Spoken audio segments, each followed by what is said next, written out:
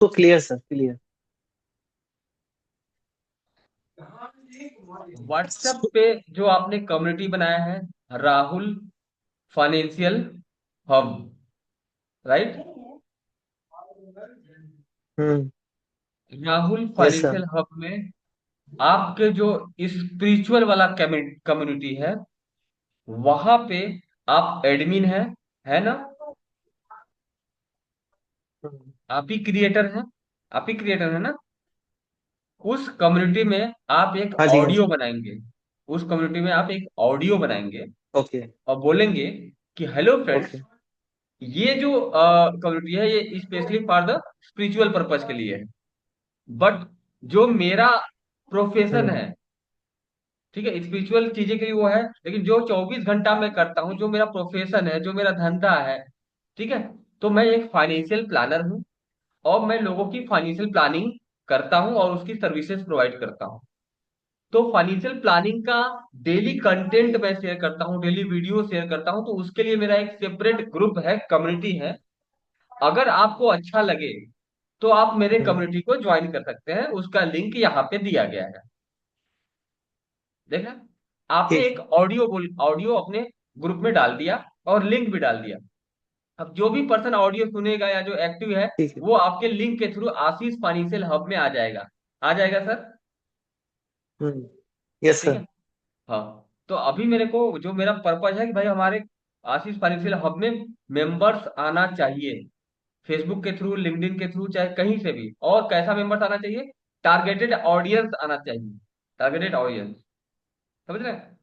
तो हमारा टारगेट मतलब क्वालिफाइड ऑडियंस। क्वालिफाइड ऑडियंस कौन है?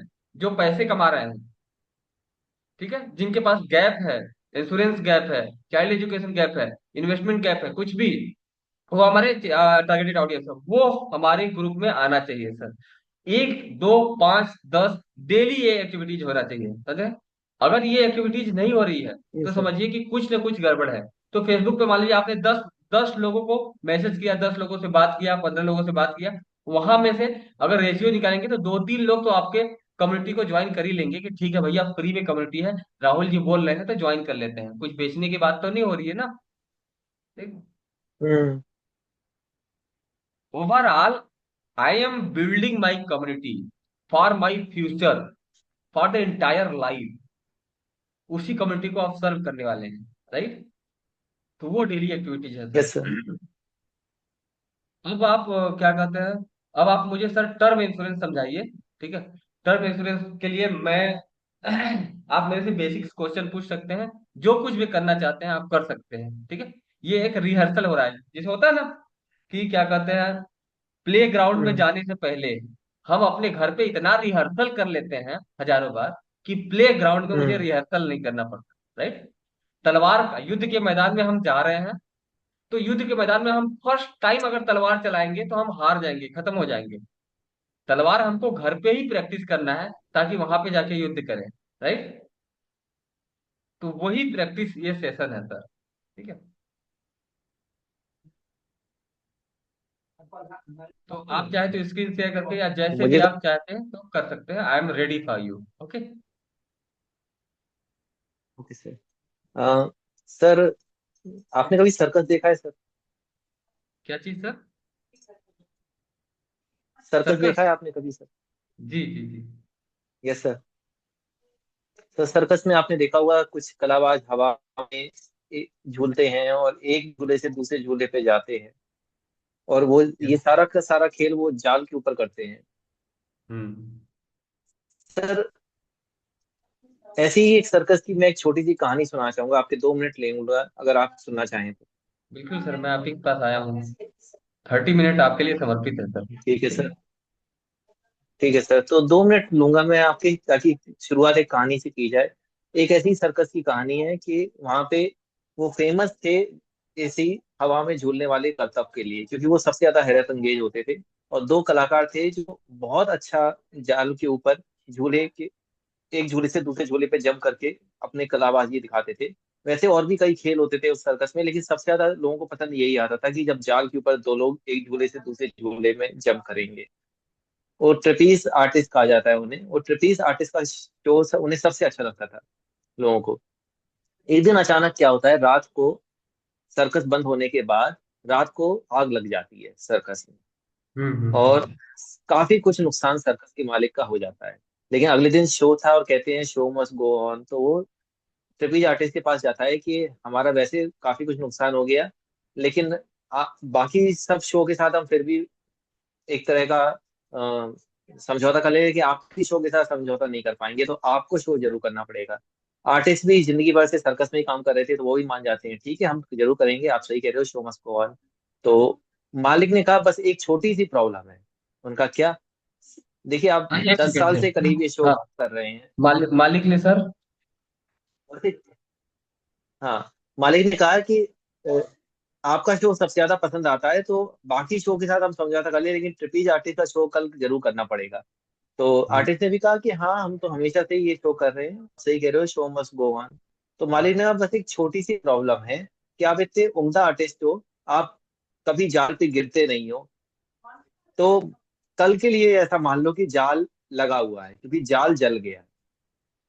हम्म। तो सिर्फ कल के लिए आप बिना जाल के कर लो, जब तक नया जाल आएगा तो हम लगवा देंगे, सिर्फ कल का कर दो। ये सुनते ही ट्रिपीज आर्टिस्ट ने कहा कि ये नहीं हो सकता, हमें सारा कॉन्फिडेंस जाल से ही आता है, लेकिन जाल ही नहीं होगा तो हमें कॉन्फिडेंस नहीं आएगा।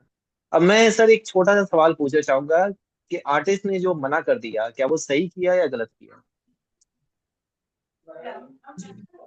आर्टिस्ट ने ये बोला कि मुझे सारा कॉन्फिडेंस जाल से ही आता है। हाँ जी, ठीक। अगर जाल नहीं होगा तो मैं कॉन्फिडेंस नहीं आएगा, मैं शो नहीं कर पाऊंगा। तब वो कुछ ये नहीं कर आर्टिस्ट ने पाएगा। ये कह के मना कर दिया, तो आर्टिस्ट ने सही किया या गलत किया? आर्टिस्ट ने सही कहा कि जाल ही सब कुछ है, उसी की वजह से मैं ये एक्टिविटी कर पा रहा हूँ। लेकिन सर नहीं तो मेरे सोचिए, पास कॉन्फिडेंस ही नहीं आएगा सर। लेकिन सर वो तो उम्दा आर्टिस्ट थे, वो तो उम्दा आर्टिस्ट थे, एक दिन का शो की बात थी, कर सकते थे, क्यों नहीं किया उन्होंने? रिस्क है। There is a risk behind it sir. ठीक है, मुझे मुझे अपने पर सर भरोसा मैं है। यही समझाने के लिए आपसे सर मैं यही समझाने के लिए आपके पास आया हूँ कि आपकी जिंदगी भी किसी ट्रिपल आर्टिस्ट से कम नहीं है। आप घर के बाहर जाओ, कहीं भी जाओ, चाहे ऑफिस जाओ या किसी से मिलने जाओ, कभी भी एक्सीडेंट हो सकता है, कभी भी आपको कोई बीमारी आ सकती है, कभी भी आपका एम्प्लॉयर आपको जॉब से निकाल सकता है, कुछ भी आपके साथ हो सकता है, या कोई नेचुरल डेथ वाला सिचुएशन हो सकता है, कोई नहीं जानता कल क्या होगा। हमारी जिंदगी एक ट्रिपल आर्टिस्ट से कम नहीं होती सर। तो अगर इस जिंदगी को सिक्योर कर लिया जाए और आपके परिवार को एक अच्छी फाइनेंशियल सिक्योरिटी दे दी जाए कि अगर आप रहें या ना रहें, लेकिन आपका परिवार हंसता खेलता रहे और सारी खुशियां जो वो जिंदगी में कमाना चाहता है वो सारी खुशियां आती रहे, तो अगर ऐसा मैं कुछ आपको बताना चाहूँ तो आपको अच्छा लगेगा। बिल्कुल सर, बिल्कुल sir. I am ready for it. तो सर मैं कुछ सिंपल से सवाल पूछूंगा आपसे कि आपका हर महीने का खर्चा कितना है सर? खर्चा मेरा 50-60 हजार रुपये मिनिमम तो खर्चा हो ही जाता है।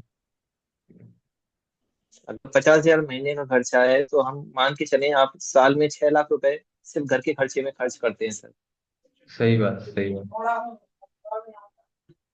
तो आपका मिनिमम इंश्योरेंस कम से कम इतना तो होना चाहिए कि आपका खर्चा ही परिवार का चलता रहे। ये बात आप मानते हैं या नहीं मानते? अभी तो मुझे इंश्योरेंस पे भरोसा ही नहीं है। और इंश्योरेंस के प्रति हम कोई इतनी नहीं सर। निगेटिविटी देखेंगे। क्या होता है कि मरने के बाद मिलेगा। अब हम इंसान जी रहे हैं। बहुत लोगों को फर्क भी नहीं पड़ता है कि मरने के बाद क्या होता है। भाई मरने के बाद तो हम चले गए। फिर क्या फर्क पड़ता है किसी को। ठीक है, हम्म, जब तक हम हैं काम कर रहे हैं। हम उस बिल्कुल सर, लेकिन अभी तो मैं सिर्फ सवाल पूछ रहा हूँ, आप भले ही मत लीजिएगा, लेकिन मैं ये कह रहा हूँ कि आपका साल में 6 लाख रुपए खर्चा होता है, ऐसा आप ही ने मुझे बताया। तो जी। कम से कम इतना रकम तो आपके पास होना चाहिए सुरक्षित कहीं ना कहीं। आप इंश्योरेंस में यकीन नहीं करते, मैं एग्री करता हूँ सर। तो कहीं ना कहीं इतना रकम आपके एफडी में होना चाहिए, या आपके पास इतना सोना होना चाहिए, या इतना ऐसा कोई प्रॉपर्टी होना चाहिए। तो कहीं ना कहीं 6 लाख रुपए आपको हर साल चाहिए ही चाहिए। तो ऐसी तो कोई बड़ी रकम है आपके पास कि जो आपको 6 लाख रुपए हर साल सालाना दे सके? कोई इंतजाम है सर आपके पास? अगर हम बोले तो 6 लाख सालाना नहीं देगा। एसेट है। एसेट है। ठीक है। लेकिन वो एसेट छह लाख सालाना दे ऐसा नहीं है भाई। उसको एसेट को बेच देंगे तो उसका एक ही बार पूरा पैसा मिल जाएगा। राइट। Exactly sir. जैसे, ठीक है। और या और हमारे सर जाने जब के आप बाद, नहीं रहेंगे तो क्या आपने हमारे अपनी जाने फैमिली, के बाद, हाँ बोलिए सर। सर जब आप नहीं रहेंगे तो क्या आपने अपनी फैमिली को, अपनी श्रीमती जी को, अपने बच्चों को वो प्रॉपर्टी बेचना, वो एसेट बेचना सिखाया है? क्या आपने सिखाया है कि किस लोगों के पास जाना है, किस तरह के लोगों से क्या बात करनी है? ये सब क्या आप सिखा चुके हैं, या कुछ अभी नहीं, आपको ये सब करना पड़ेगा? सब तो सर करना कहीं ना पड़ेगा कहीं आप सब। मानते हैं कि इंश्योरेंस में आप यकीन करें या ना करें, लेकिन जरूरत तो है ना आपको? जरूरत मुझे समझ नहीं आ रहा कि अगर हम नहीं रहे मान लीजिए तो घर पे इतना एसेट है सब, खा जी खा लेंगे हैं। थोड़ा बहुत तो एसेट हर इंसान के पास होता ही है बैकग्राउंड में। राइट। हाँ, लेकिन आपकी फैमिली आपके बगैर उस एसेट को बेच पाएगी सर? आप खुद कह रहे हैं कि आप अभी नहीं सिखाया है, आप खुद कह रहे हैं कि आप आपने अभी इतना इंतजाम नहीं किया है, तो कहीं से भी वो, मैं आपकी सब बातों से एग्री कर रहा हूँ, बस एक बात से एग्री नहीं कर पा रहा हूँ कि आपके जाने के बाद वो 6 लाख रुपए कहाँ से आए, क्योंकि इसका जवाब आप भी नहीं दे पा रहे हैं मुझे। सही बात कर रहे हैं आप। तो मुझे क्या लग रहा है कि 6 लाख हो तो, जनरली क्या होता है ना कि लोग अपना काम करते रहते हैं। ठीक है, अभी मैं कमा रहा हूँ, ठीक है, एसेट भी बना, थोड़ा बहुत एसेट भी है, तो मुझे लगता है कि ठीक है, अगर हम नहीं भी रहे तो घर वालों के पास एसेट है अपना, उसको बेचेंगे, खाएंगे, जो कुछ भी लेकिन करेंगे। वो एसेट, लेकिन आप ही एग्री कर रहे हो सर कि वो एसेट आपकी फैमिली अभी इतने जल्दी नहीं निकाल पाएगी, आपके जाने के तुरंत बाद वो इमोशनल ट्रॉमा में होगी। अगर प्रैक्टिकल बात करें तो उन्हें कम से कम 6 महीने तो इमोशनल ट्रॉमा से गुजरने में लग जाएंगे, और वो एसेट पे सर रिश्तेदारों की भी नजर पड़ सकती है। क्यों ना मैं एक ऐसा इंतजाम करा के दूं आपको कि आपको जिस दिन आप जाओ उसी दिन आपके पास एक एडवाइजर आए और आपकी फैमिली को चेक दे जाए, और उस पैसे को आप एफडी में डाल दो, और उस एफडी से आपको रिटर्न मिलने लगे और आपका घर का खर्चा चलने लगे। ये ज्यादा अच्छा है, या आप घर घर जाओ, लोगों से बात करो और कहो कि मेरी प्रॉपर्टी बिकवा बिकवा दो, ये ज्यादा अच्छा है?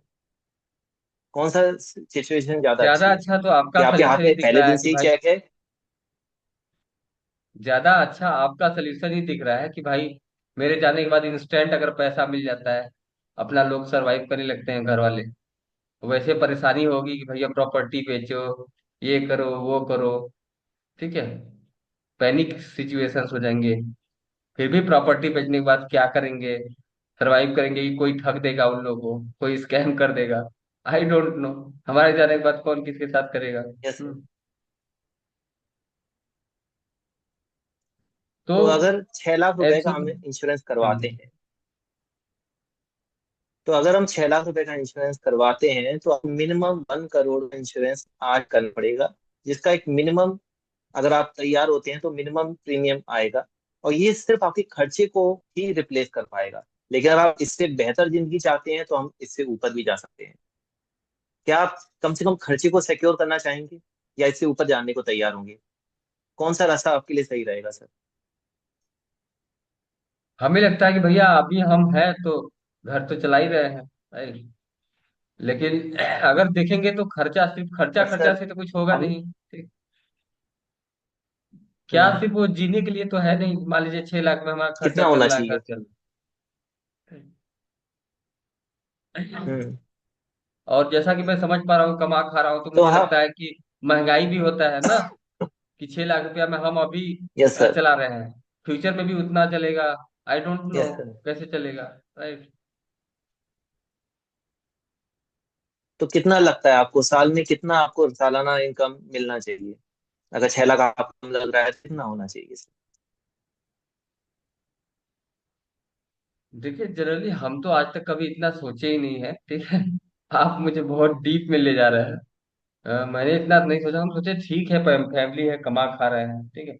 इतना मुझे कोई सोचवाया ही नहीं, कोई ऐसा व्यक्ति मिला ही नहीं जो हमसे इतना सारा क्वेश्चन पूछे। राइट। ये चीज है। आई एग्री सर, ये सब बातें कोई नहीं सोचता, लेकिन सर आप फैमिली के ब्रेड विनर हैं, ये तो आप मानते हैं ना कि आप फैमिली के लिए रोटी आप ही लाते हैं, तो कहीं ना कहीं ये हम्म। आपकी जिम्मेदारी है। तो आपके, आप नहीं सोचेंगे तो कौन सोचेगा? आज नहीं सोचेंगे तो आपको कल सोचना पड़ेगा, और अगर आप कभी नहीं सोचेंगे तो आपके जाने के बाद आपकी फैमिली सोचेगी। सही बात, सही बात। तो तो तो मिनिमम जहां मिनिमम तक आप कितना? सोचने की बात कर रहे हैं, वो कभी ना कभी तो सोचना ही है। हाँ हाँ। सर अगर आप सिर्फ खर्चे को रिप्लेस करते हैं तो आपको 1 करोड़ का इंश्योरेंस आज ही करवाना चाहिए। और अगर आप इससे ज्यादा चाहते हैं तो उसी हिसाब से मैं आपको फिगर बता सकता हूँ। मिनिमम कितना होता है, कम से कम? सब मिनिमम इंसान की जरूरत के हिसाब से होता है। हाँ। अच्छा अच्छा आप अच्छा। खुद बताइए। आप मैं आपको कम कम का बता दूं और आपकी फैमिली खर्चे भी ना निकाल पाए, क्या फायदा है ऐसे मिनिमम। हम्म। तो 6 लाख तो मुझे लगता है 6 लाख खर्चा हो रहा था, छह बात लाख तो सर्वाइवल होना की ही हो रही है। चाहिए। 6 लाख मिनिमम होना ही चाहिए। हाँ, इससे कम में कैसे हो सकता नहीं तो 6 लाख का देख लीजिए तो, कौन सा प्लान है, कैसा होता है इंश्योरेंस, अभी तो मुझे इसके बारे में पता भी नहीं है। हाँ, मैं पॉलिसी बाजार से या फेसबुक से या इधर उधर से इंश्योरेंस का प्रचार देखता रहता हूँ, प्रमोशंस होता रहता है। कई बार पॉलिसी बाजार वालों ने भी हमको कॉल करके समझाया हुआ है, लेकिन समझ नहीं आया, मतलब उनको उतना इंटरेस्ट ही नहीं आया। बाई करें मतलब कंफ्यूज करके रख देते हैं पूरा मार्केट से। वैसे एडवाइजर्स तो मेरे है? पास अभी तो आते आप हैं। इंटरेस्टेड हैं। हम्म, तो आप समझा सकते हैं बिल्कुल। अभी आप इंटरेस्टेड हैं। जी जी।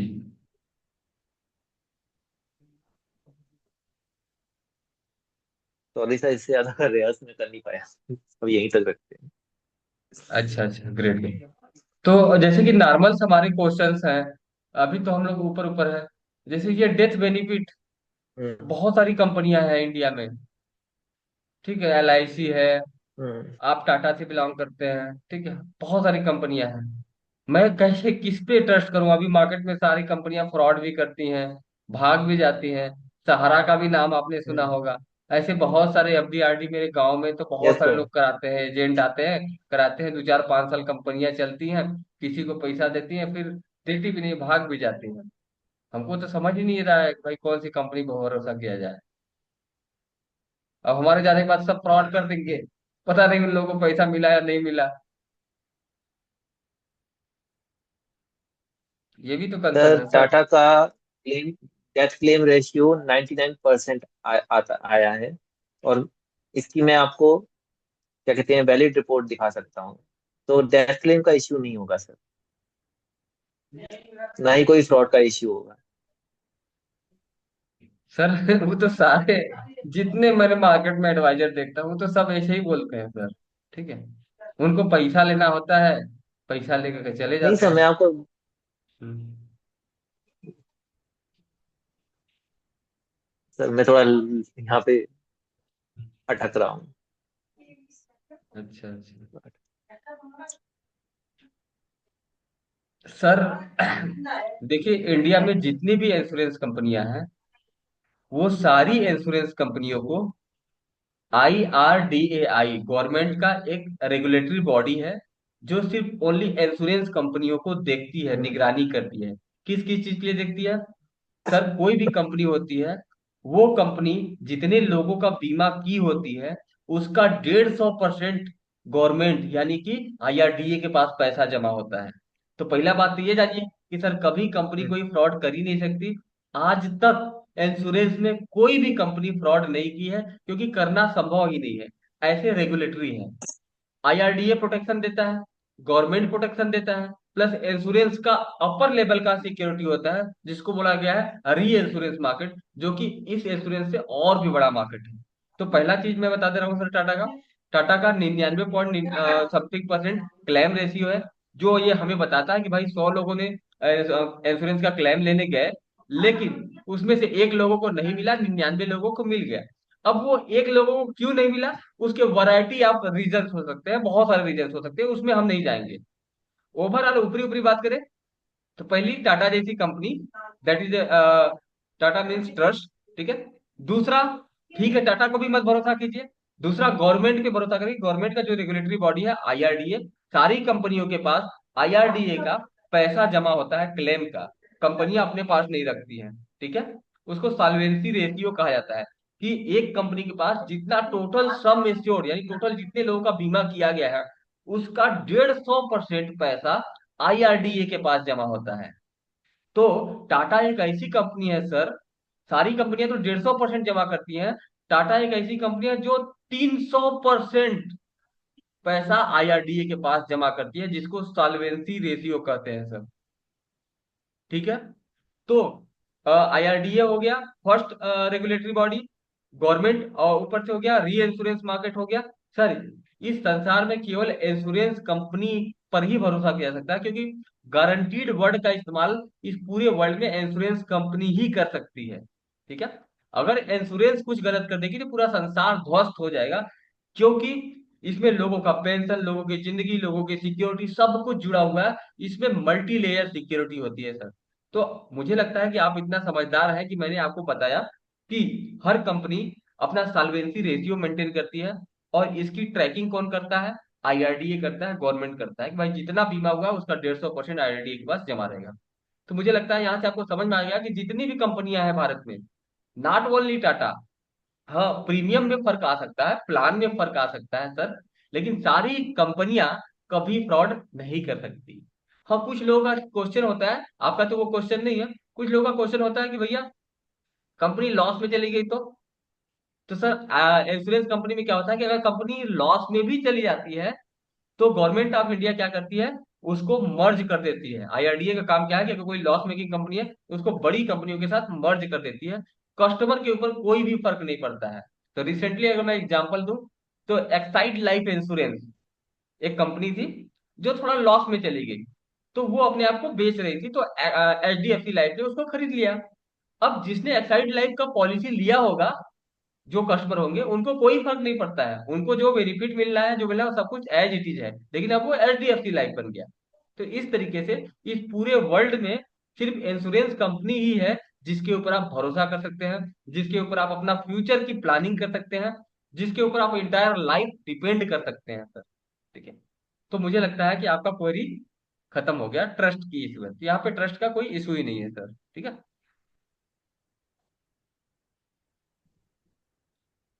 ठीक है। और दूसरा जो फादर प्रेजेंटेशन है सर, आपके पास कोई ऐसा टूल है सर जिसपे आप लिख करके समझा पाए? कुछ है ऐसा? मोबाइल से आप है ना, मोबाइल से ज्वाइन किए हैं ना, तो मोबाइल से व्हाइट बोर्ड शेयर शेयर कीजिए आप। व्हाइट बोर्ड पे जो मैंने प्रेजेंटेशन, फादर प्रेजेंटेशन दिया है, फादर प्रेजेंटेशन में वो क्या है कि वो 200 साल पुराना प्रेजेंटेशन है। हाँ, उस प्रेजेंटेशन को आप मुझे समझाइए, जहां से मुझे ये क्लियर हो जाए और इमोशनली मैं कनेक्ट हो जाऊं कि अगर मुझे कुछ हो गया तो मेरी फैमिली कितना नीचे जा सकती है, उसका भविष्य क्या हो सकता है। इस प्रेजेंटेशन में वो एहसास हो जाता है। तो मुझे वो प्रेजेंटेशन दिखाइए कि इस संसार में 4 तरह के लोग होते हैं। ठीक है।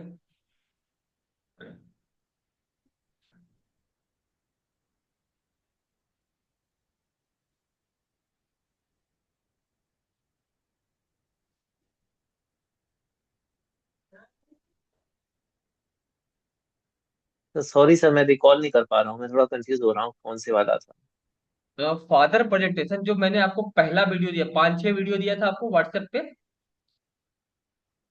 ओके सर, उसमें से पहला वो वीडियो जो था, लग्जरी वाला सर। हाँ हाँ हाँ वही, कि संसार में 4 तरह के लोग होते हैं, क्योंकि हर इंसान बायो साइकोलॉजिकली कभी नीचे नहीं जाना चाहता है। हर इंसान साइकोलॉजिकली लॉस से डरता है। हर इंसान के अंदर इतना सेल्फ रिस्पेक्ट जरूर होता है कि वो चाहता है कि मेरा फैमिली ऊपर बढ़े। देख रहे हैं, चाहे वो ईगो वाइज सोचे, चाहे वो कंपैशन वाइज सोचे, चाहे वो लव वाइज सोचे, किसी भी वाइज सोचेगा, कोई भी इंसान ये नहीं चाहता कि मेरी फैमिली नीचे धसे। देख रहे हैं, वो ये चाहेगा कि थोड़ा ऊपर ही जाए, समाज में मेरा और ऊपर स्थान हो, जैसा अभी हमारा पोजीशन है उससे थोड़ा ऊपर ही जाए। तो ये जो प्रेजेंटेशन है, ये प्रेजेंटेशन उस चीज को मैच करा देती है। देख रहे हैं। हम्म। हम्म। ये प्रेजेंटेशन मैं आपको बता दे रहा हूँ, एक सेकंड।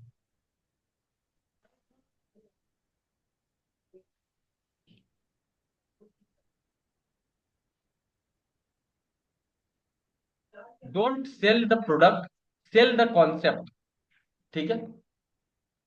प्रोडक्ट से हट करके हम प्रोडक्ट पे तो लास्ट में आएंगे, हम कॉन्सेप्ट पे आएंगे हमेशा। ठीक है। तो आप क्या बोलेंगे सर कि इस संसार में चार तरह के लोग होते हैं। चार तरह के लोग होते हैं सर।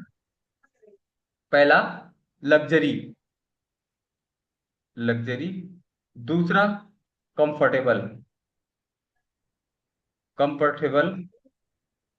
तीसरा, पुअर।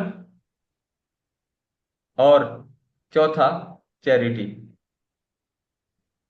सर ये जो लग्जरी क्लास के लोग हैं, ये जो क्लास के लोग हैं, ये ऑलरेडी अपनी फाइनेंशियल प्लानिंग ऐसे करते हैं, rich always become richer and rich people always do the planning of their upcoming generation. तो इनको कोई दिक्कत नहीं होने वाली है। इनके पास सीएज होते हैं, लॉयर्स होते हैं, फाइनेंशियल प्लानर होते हैं, ये हमेशा अपना अपकमिंग 10 जनरेशन तक की प्लानिंग करते हैं। ठीक है। तो ये लग्जरी वाले लोग हो गए। फिर दूसरा होता है कंफर्टेबल। सर हमारे मैक्सिमम ऑडियंस जो होता है, जो मिडिल क्लास की फैमिली होते हैं, उसको हम कंफर्टेबल कहते हैं। तो हम ये समझते हैं कि कोई भी फैमिली कंफर्टेबल पोजीशन पे क्यों है। कोई फैमिली कंफर्टेबल पोजीशन पे क्यों है? क्यों? क्योंकि उसके घर में कोई है जो काम कर रहा है। ठीक है। काम कैसे कर रहा है? फॉर एग्जाम्पल, मैं लेता हूं कि एक पर्सन है जो जॉब करता है, उसकी बीवी है और उसके 2 बच्चे हैं। वो पर्सन 5 लाख रुपया पर ईयर कमा रहा है, सपोज कीजिए। तो वो जो पर्सन है, उसकी वजह से उसका फैमिली का सिचुएशन कंफर्टेबल पोजीशन पे है, उसकी लाइफ स्टाइल कंफर्टेबल पोजीशन पे है। अब ये जो पर्सन जो कमा रहा है, मैन जब वर्क पे है, अगर इसको रिमूव कर दिया जाए, मैन को रिमूव कर दिया जाए, तो इसकी जो फैमिली है कंफर्टेबल पोजीशन से कहाँ आ जाती है सर? चैरिटी की पोजीशन पे आ जाएगी। ठीक है। यानी कि ये जो बच्चे हैं, घर है, परिवार है, जैसा पोजीशन था उससे नीचे चली आएगी। तो हर आदमी ये चाहता है कि वो रहे या न रहे, उसकी फैमिली कंफर्टेबल से हमेशा लग्जरी की तरफ बढ़े, पुअर की तरफ ना आए। ठीक है। तो उसका सिर्फ एक ही तरीका है कि जब मैन काम कर रहा है तो कंफर्टेबल पोजीशन पे है उसका फैमिली। लेकिन अगर मैन काम नहीं कर रहा है तो मनी काम करना चाहिए। मनी काम करना चाहिए, ताकि तुरंत जैसे ही मैन काम से हटे तो मनी काम पे लग जाए, ताकि उसकी फैमिली अगेन कंफर्टेबल पोजीशन पे रहे। फॉर एग्जाम्पल, कि अगर कोई इंसान टर्म इंश्योरेंस ले लेता है, तो अगर कुछ हो जाता है ब्रेड विनर को, तो तुरंत उसको पैसा मिल जाता है और अगेन उसकी फैमिली कंफर्टेबल पोजीशन को जाती है और वो आगे ग्रो करती है। लेकिन हम ये देखते हैं कि कोई भी फैमिली कंफर्टेबल पोजीशन से नीचे गिरती क्यों है? उसके 3 ही कारण होते हैं। पहला क्या कारण होता है? डेथ होता है। दूसरा, डिजीज होता है। ठीक है। और तीसरा, डिसेबिलिटी होता है। डिसेबिलिटी। ठीक है। मतलब अगर राम पर्सन अभी 5 लाख रुपया कमा रहा है सर, राम पर्सन 5 लाख रुपया कमा रहा है, अगर उनकी डेथ हो जाए तो उसकी फैमिली की सिचुएशन नीचे आ जाएगी, चैरिटी पोजीशन पे आ जाएगा। अगर उसको कोई गंभीर बीमारी हो जाती है, राम को कोई गंभीर बीमारी हो जाती है, आज वो 5 लाख कमा रहा है, कल को उसको कैंसर हो गया, ठीक है, अब वो कमाएगा नहीं, बेड पे है, तो उसकी फैमिली अगेन नीचे आ जा रही है। तीसरा, डिसेबिलिटी हो जाती है, परमानेंट डिसेबिलिटी उसको हो गई, आज कमा रहा है, परमानेंट डिसेबिलिटी हो गई, इसके बाद उसके फैमिली में कोई कमाने वाला नहीं रहेगा, तो अगेन वो चैरिटी वाले पोजीशन पे आ जाए। तो एज ए ब्रेड विनर, हमारा ये जिम्मेदारी होता है, ये मौलिक जिम्मेदारी होता है एज ए जागरूक नागरिक होने के नाते, कि हम इन तीनों को प्रोटेक्ट करें। डेथ, डिसेबिलिटी और डिजीज, ये तीनों को हम ऐसा प्रोटेक्ट करें कि ये तीनों अगर मेरे साथ घटना घट जाती है, ये तीनों घटना घट भी जाती है, तो भी मेरी फैमिली हमेशा कंफर्टेबल पोजीशन पे बनी रहे। तो सर उसी का इलाज है इनकम प्रोटेक्शन। और हम इनकम प्रोटेक्शन कैसे करते हैं? Through life insurance. तो डेथ का समाधान क्या होता है? Term insurance. अगर कोई इंसान टर्म इंश्योरेंस ले लेता है, तो अगर उसकी डेथ भी हो जाती है तो घर वालों को इतना पैसा मिल जाता है कि उसकी फैमिली हमेशा कंफर्टेबल पोजीशन पर रहती है और वो लग्जरी की तरफ ही ग्रो करती है। दूसरा हो गया डिजीज। हर इंसान को अपना डिजीज के लिए क्रिटिकल इलनेस पॉलिसी लेना चाहिए, इनकम प्रोटेक्शन के लिए। कि अगर कोई इंसान क्रिटिकल इलनेस पॉलिसी ले लिया 40 लाख का, 40 लाख का केवल गंभीर बीमारियों के लिए ले लिया, कि अगर कोई गंभीर बीमारी उसको फ्यूचर में होती है, तो जैसे ही होती है तुरंत उसको 40 लाख मिल जाएगा। ठीक है। और वो अपना इलाज कराएगा हेल्थ इंश्योरेंस से। Health insurance is a separate thing, critical illness is a income protection tool, that is a separate thing. Okay. तो ये डिजीज के लिए लिया जाता है। एंड थर्ड क्या हो गया? डिसेबिलिटी। डिसेबिलिटी के लिए लोग 80 पीडी का पॉलिसी लेते हैं, एक्सीडेंटल टोटल परमानेंट डिसेबिलिटी। ठीक है। अगर कोई इंसान कल को फ्यूचर में डिसेबल हो जाता है तो उसको 1 करोड़ मिल जाता है, 1 करोड़ का अगर एटीपीडी लिया हुआ है तो। अगर 1 करोड़ को वो एफडी पे भी रख के खाता है तब पर भी 5-6 लाख रुपया सालाना वो रख के खा रहा है, उसकी फैमिली की सिचुएशन नीचे नहीं आ रहा है। तो एज ए फाइनेंशियल प्लानर मेरा यह कर्तव्य है कि सर आपकी लाइफ स्टाइल जो अभी है ये बरकरार रहना चाहिए, इससे ऊपर ही आपकी लाइफ स्टाइल हमेशा रहे, चाहे आप रहे या न रहे, आपकी फैमिली की कंडीशन हमेशा रहे। तो सर बताइए कि क्या आप कंफर्टेबल पोजीशन पे अपनी फैमिली को बनाना चाहते हैं, बनाए रखना चाहते हैं, या फिर नीचे की ओर जाना चाहते हैं सर? हेलो। यस सर, बनाए रखना चाहते हैं। ठीक है। तो अगर बनाए रखना चाहते हैं तो सर ये डेथ, डिजेबिलिटी और डिजीज, 3D, 3D को आपको प्रोटेक्ट करना होगा। ये 3D का प्रोटेक्शन मैं करता हूं सर। डेथ, डिसेबिलिटी और डिजीज। अब हम एक एक डी को समझा देते हैं। पहला 3D में पहला डी समझाता हूं, डेथ। डेथ के लिए मैंने क्या बोला सर कि अगर कोई इंसान 30 ईयर का है, उसको मैं 80 साल के लिए प्रोटेक्ट कर दिया, उसको 1 करोड़ का लाइफ इंश्योरेंस दे दिया। अब 30 से लेकर 80 के बीच में कभी भी उसको डेथ होती है तो उसके घर वालों को 1 करोड़ रुपए मिल जाते हैं। ये पहला प्रोटेक्शन दे दिया। उस 1 करोड़ को अगर वो एफडी में भी रखेगा तो 5 लाख रुपया पर ईयर उसके घर में इनकम आ रहा है। इस तरीके से मैंने उसकी इनकम को प्रोटेक्ट कर दिया और उसकी फैमिली कंफर्टेबल पोजीशन पे बनी रहेगी। ठीक है। दूसरा डी, सेकंड डी क्या क्या नाम है? डिजीज। डिजीज, डिजीज का मतलब क्या हुआ सर? टोटल 50 प्रकार के गंभीर बीमारी होती है, क्रिटिकल इलनेस होते हैं। तो मैंने आपको क्या कर दिया कि सर कम से कम 40 लाख रुपए का या 20 लाख रुपए का आपको मैं क्रिटिकल इलनेस दे दिया। अब आप मान जाओ काम कर रहे हो, काम कर रहे हो, अचानक आपको कोई गंभीर बीमारी हो जाती है, तो जैसे ही गंभीर बीमारी हुआ तो आप काम तो कर नहीं पाओगे, तो आपको 40 लाख रुपए तुरंत मिल जाते हैं। ये 40 लाख रुपए आप अपने घर को दे देते हो, अपने घर में दे देते हैं। ये 40 लाख को अगर एफडी पे भी रखोगे तो उससे इनकम आएगा जिससे घर सरवाइव होगा। ओके। और जो डिजीज हुआ है, इस डिजीज का इलाज आप हेल्थ इंश्योरेंस से कराओगे, क्योंकि हेल्थ इंश्योरेंस इज मैंडेटरी हर इंसान के लिए, तो वो हेल्थ इंश्योरेंस से इलाज कराओगे। लेकिन ये जो 40 लाख रुपया मिल रहा है ये इनकम प्रोटेक्शन के लिए मिल रहा है। ये आप अपने घर को दे दोगे और बोलोगे कि भैया मुझे बीमारी हो गई है, गंभीर बीमारी, ये 40 लाख तुम लोग पकड़ो और अपना खर्चा चलाओ, मैं अपना इलाज हेल्थ इंश्योरेंस से कराने जा रहा हूँ। ये 2D हो गया। ठीक है। और 3D, तीसरा डी का क्या नाम है? डिसेबिलिटी। डिसेबिलिटी, डिसेबिलिटी के लिए क्या कर दिया कि अगर कोई इंसान अभी काम कर रहा है, ठीक है, उसके बीवी बच्चे हैं, अब फ्यूचर में अभी 5 लाख रुपया कमा रहा है लेकिन फ्यूचर में वो डिसेबल हो गया, तो डिसेबल हो गया तो इसका ये इन घर वालों का क्या होगा? तो उसके लिए मैं क्या करता हूँ कि सर मैं आपको 1 करोड़ रुपए का एटीपीडी, एटीपीडी पॉलिसी दे दिया। अगर आपको कुछ हो भी जाता है, एटीपीडी जैसी घटना हो जाती है, तो 1 करोड़ आपको मिल गया। आप बेड पे हो, एफडी पे रख करके 5 लाख रुपया सालाना कमा रहे थे, पहले भी कमा रहे हो, और बेड पे हो तो भी 5 लाख रुपया आप अपने घर वालों को दे रहे हो। घर वाले खुश रहेंगे और आपकी फैमिली कंफर्टेबल पोजीशन पे बनी रहेगी। तो बेसिक फंडा हमारा क्या हुआ सर? बेसिक फंडा यही हुआ कि हम अपने क्लाइंट को यही बताएंगे कि सर मैं आपको हमेशा कंफर्टेबल पोजीशन पे ही देखना चाहता हूँ, इससे ऊपर देखना चाहता हूँ सर, इससे नीचे नहीं देखना चाहता। तो क्या सर आप 3D का इलाज कराएंगे? ये 3D है। आप बताइए क्या इलाज कराना चाहते हैं? कराना चाहिए सर।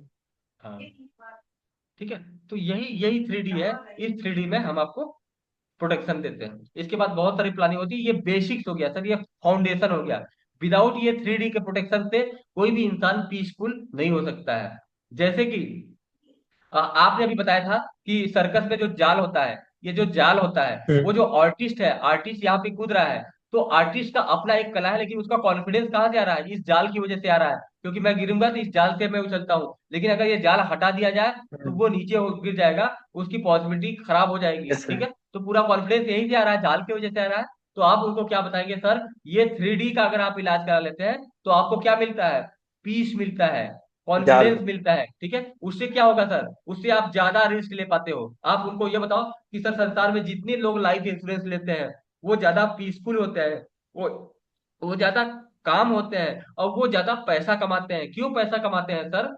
क्योंकि उनके पास एक कॉन्फिडेंस हो गया कि अब मैं ज्यादा रिस्क ले सकता हूँ, किसमें? जॉब में भी ज्यादा रिस्क ले सकता हूँ और बिजनेस में भी ज्यादा रिस्क ले सकता हूँ, क्योंकि हमारे सक्सेस का संबंध क्या है? रिस्क से है, कि जितना ज्यादा हम रिस्क लेंगे उतना तेजी से पैसा कमाएंगे, आगे बढ़ेंगे। लेकिन अभी आपने 3D का इलाज ही नहीं किया है सर। आपने कोई रिस्क ले लिया तो आपके फैमिली का क्या होगा? ये 3D जैसी घटना हो जाएगी तो। लेकिन 3D का इलाज करने के बाद आप ज्यादा रिस्क ले पाएंगे, और ज्यादा रिस्क ले पाएंगे तो आप कमाई भी ज्यादा करेंगे। इसलिए आप हमें कभी मत सोचिएगा कि मेरा प्रीमियम जा रहा है, मेरे को जो पैसा जमा करना पड़ेगा, ये पैसा आपका ऑटोमेटिकली जमा हो जाएगा। इस जैसे ही आप लेंगे, लेने के बाद ही आपका माइंड दूसरा हो जाएगा, आप प्रोटेक्टेड फील करेंगे। जैसे प्रोटेक्टेड फील करेंगे, आप तुरंत अपने एक्शंस को बढ़ा देंगे, चाहे आप जॉब में होंगे या बिजनेस में होंगे। Sir that is a practical. ठीक है। तो यहाँ से आपकी लाइफ ग्रो होगी। ये हो गया सर। इसके बाद आप बता दोगे कि सर टर्म इंश्योरेंस तीन तरह के होते हैं। टर्म इंश्योरेंस तीन तरह के होते हैं सर। तीनों को आप समझा दो कि सर एक प्योर टर्म इंश्योरेंस होता है, एक आरओपी टर्म इंश्योरेंस होता है, एक आईएलपी टर्म इंश्योरेंस होता है। अब मैं आपको प्योर टर्म इंश्योरेंस के बारे में बता दे रहा हूँ। प्योर टर्म इंश्योरेंस क्या होता है सर? जैसे कि कोई 30 साल का आदमी है, 80 साल के लिए प्रोटेक्ट कर रहा है, 1 करोड़ का लाइफ इंश्योरेंस ले रहा है, तो मान लीजिए कि 12 साल प्रीमियम दे रहा है वो। ये जो प्रीमियम दे रहा है, उस प्रीमियम की वजह से उसको 1 करोड़ का प्रोटेक्शन मिल रहा है। ठीक है। तो प्योर टर्म इंश्योरेंस में ये होता है कि जो भी आप प्रीमियम दे रहे हैं, उस प्रीमियम की वजह से प्रोटेक्शन मिल रहा है। लेकिन अगर 80 साल तक घटना नहीं हुआ, क्योंकि प्योर टर्म इंश्योरेंस डेथ पे ही मिलता है, घटना